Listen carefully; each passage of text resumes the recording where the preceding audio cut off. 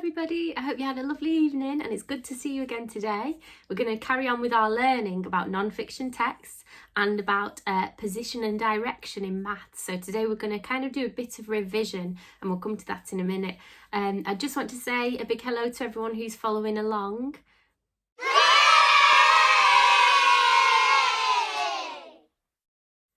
So, shall we get learning?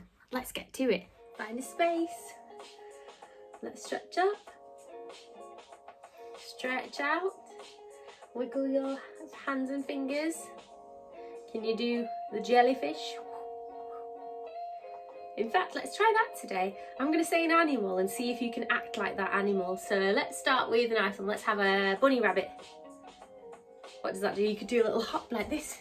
Or maybe some ears. Let's have a monkey. Make sure you're jumping around, getting your heart rate up.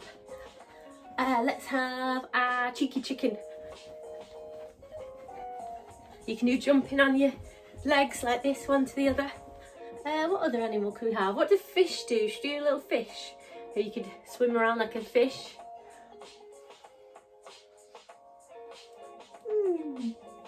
I'm still here, don't worry. What about a reindeer? You can have antlers. Reindeer are the ones you get at Christmas, like Rudolph. So you could be flying through the sky like one of Father Christmas's reindeer. Let's have a lion. So crawling around if you've got space, or just using your arms like this. And let's be people again. In fact, let's be stars. Let's do star jumps. Are you ready? Let's do 10. 1, 2, 3, 4, 5, 6, 7, 8, 9, 10. Well done, guys. Super job. If you'd like to do a little warm-up for phonics today, you could have a look at Phonics Play and have a go at one of those games, or at going through the phase 3 or even the phase 5 sounds if you're up to that point, just to rejig your brains and get them in gear for learning. What we're going to do today is recap all of the phase 5 split digraphs that we've learnt so far. So we've looked at O, we've looked at I, we have looked at split E, we've looked at split A, and yesterday we looked at split U and split U. Remember, it can make two sounds, this one, it's double trouble. So all I've done is I've written A, E, I, O, U as split digraphs across my page. You could use a whole page for this. And what I'm going to do is I'm going to draw loads of pictures, because I've heard that some of you quite like drawing the pictures. I'm going to draw loads of pictures, and you can either just have a look or you could even draw them yourself. But all of them are going to have these sounds in them. So for example, if I draw this, that's a cube, isn't it? So which split digraph sound does the word cube have in it? And I'll show you, it's got this split U, so it's going to go k, u, b. So the aim of the game is you have to think what the word is that I've drawn and put it in the correct column, okay, the correct sound column. I'll draw some pictures now, and then you can have a little go at it. Here are all of your different pictures, so you can pause the video now and try and sort them into which area they belong. In a moment, I'm going to talk you through the different ones, and you can check if you've got them correct, okay? So pause the video now. Okay, I'm going to talk you through the different pictures and what they mean. Some of them were really hard, weren't they? So this one's cube, that one's flute, but you can also have tune if you manage to find tune and flute. Cake, so tune and flute go there, cake goes there, tube goes there, ice, that one, so that goes there. Remember, it's I-C-E, so the curly K is making the S sound there. We've got mice.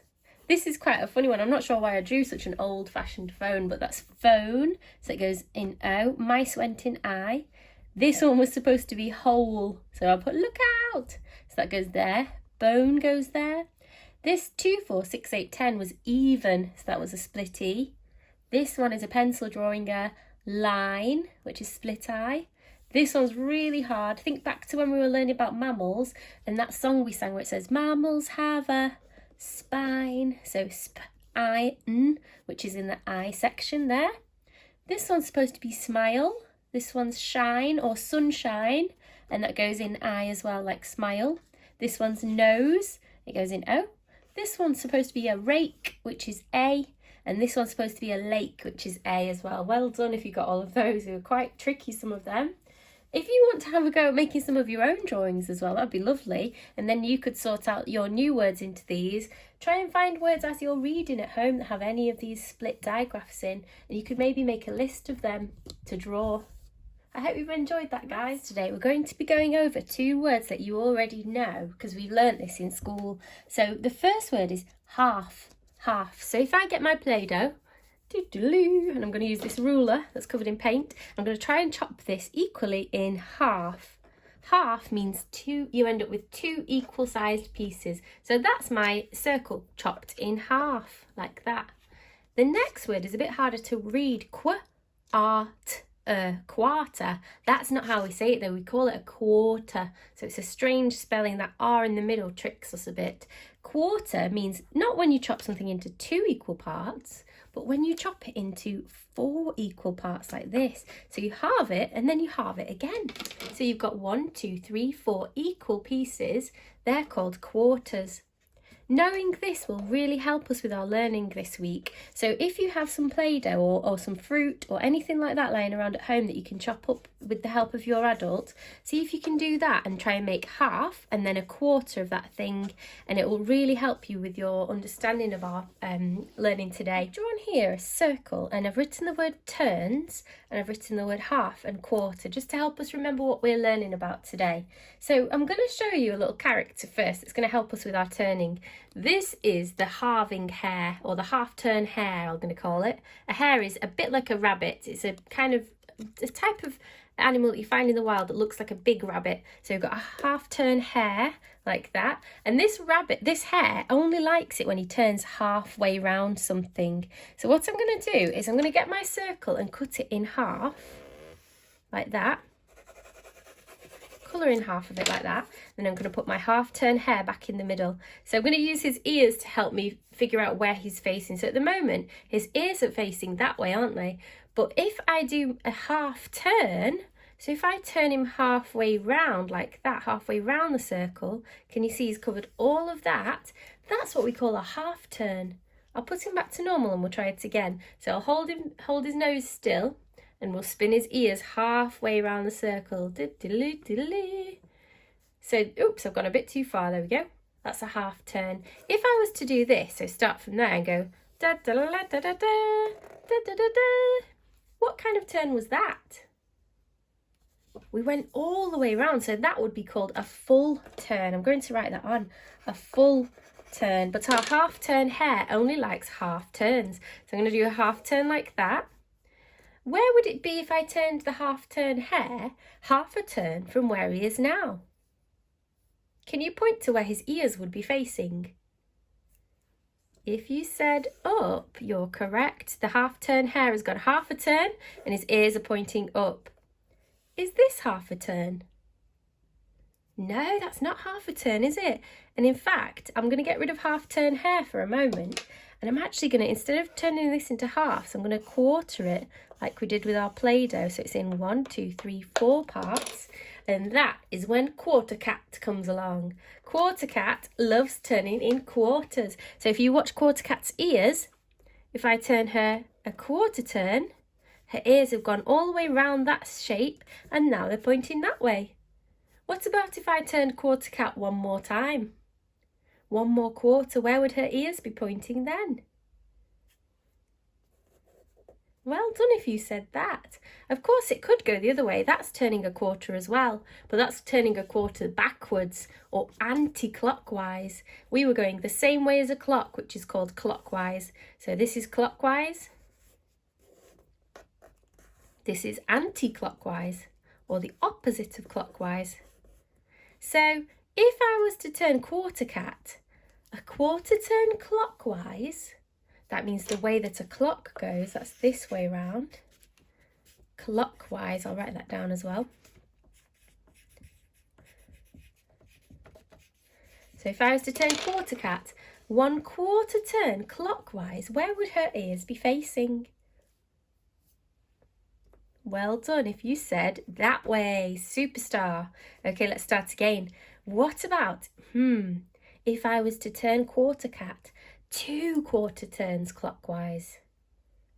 This is a bit of a trick question. 1, 2 quarter turns. So we've actually, 2 quarters looks like it's the same as 1 half. So if the halving hare did the same thing, he'd be happy too. They've both done the same thing. She's done 2 quarters and he's done a half, like that. And they've both ended up with their ears pointing down. Well done if you spotted that. What about if quarter cat turned 3 quarters round the circle? Where would her ears be pointing then? Point to where you think they might be pointing and let's give it a try. So we're going clockwise, which is the way of the clock, the way the hands turn round a clock, which is this way. So I'm going to get my quarter cat and I'm going to turn her around 1 quarter, 2 quarters, 3 quarters. Well done if you said her ears would point this way. Fabulous. Let's go back to the start. What about the big one here? 4 quarters, which is written like this. 4 quarters, which is the same as 1 whole. If you're in my class, you might remember we shouted that whenever the top and bottom number are the same on a fraction, we could go 1 whole, like that.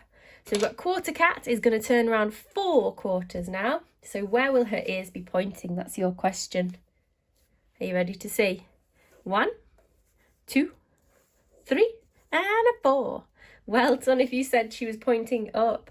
I hope these guys have helped you today. You can make your own half turn hare and quarter cat at home if they help you. You could also try not just doing clockwise, but you could try doing anti-clockwise. That means the opposite way to clockwise. In fact, I think I'll just practice one of these with you. And at home you could have a go, drawing your own circle and practicing turning, because it is quite tricky. This time I'm going to ask quarter cat to turn anti-clockwise, 1 quarter turn. Where do you think her ears will point now? Going that way round. Let's see, I'm going to turn you 1 quarter. Whew. Well done if you said her ears would point this way. Fantastic. Anti-clockwise just means the other way to clockwise. Okay, I'm going to put these guys away for now, but you can make them at home and have a little play at that. Hope that's helped you guys. So do you remember yesterday when we looked at non-fiction texts? You might have tried the ones that we sent out for homework or had a look at the one that I showed you on here with the velociraptor. It was just a really simple version. But if you remember, I'd like you to go through each of these words and try and think what each one means, because we talked about it yesterday. Okay, so pause the video now and talk through what each word means. If there are any that you didn't know, you can go back to yesterday's video where I quickly talk through them, or you could type in the word on YouTube and say and see if there's a kid's explanation. There is a YouTube for kids that's appropriate for all ages if you want to have a look at that one. So what I'd like you to do today is a reading challenge. I would like you to read a non-fiction text, and in your best performing voice, can you explain your learning to someone in your house? Or you could even explain it to a teddy. Teddies love hearing learning, don't they?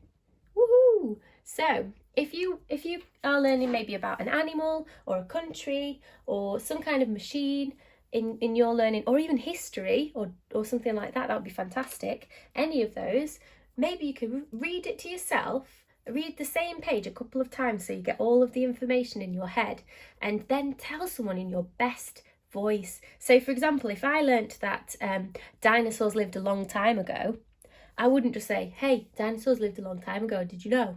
I'd say, dinosaurs lived a long time ago. Can you hear my voice? It's kind of acting, isn't it? It's putting on a bit of exciting, it's called intonation. So we're doing intonation to get people excited in what we have to share. That's your challenge for today.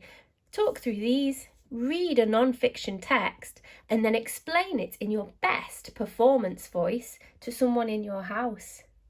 Okay, good luck with that, guys. So for topic today, it's going to be a bit different. I'd like to set you the challenge of doing some kind of mindfulness activity. So for every different person, we all have something different that we like to do that helps us keep calm and relax. So I like to make art for my way of keeping relaxed, and I sometimes like to listen to music too.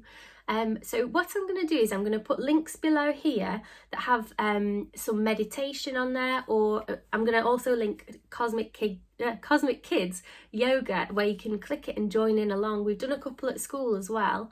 It's a really nice way to make sure that we're feeling good inside, as well as doing all this work and learning for our brains. We need to make sure that our hearts are happy too, and that we're feeling relaxed and peaceful. So mindfulness is a really good way to do that at home and at the workplace as well. So if you get a chance today, that's your challenge. Can you try and do a bit of meditation or yoga, or even some colouring? Just something that makes you feel calm and at peace and happy. Okay, I hope you enjoy doing that, and I look forward to seeing you tomorrow. Bye guys.